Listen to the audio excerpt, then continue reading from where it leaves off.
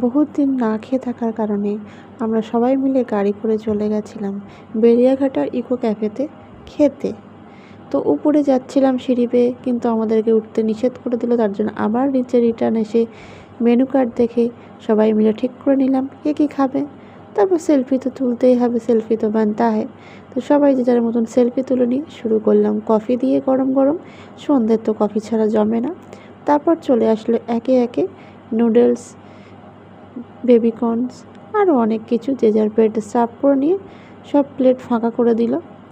আর স্বামীর ভাগ থেকে স্ত্রীদেরকে খাওয়ানো, তো এটা তো স্বামীদের নৈতিক অধিকার, নাহলে স্বামীদের পেট ভরবে না, পেট খারাপও হতে পারে। যাই হোক, তো আমরা খাওয়া দাওয়া করছিলাম। তো আমাদের বাচ্চাটাও প্লেট ধরে টানাটানি করছিল।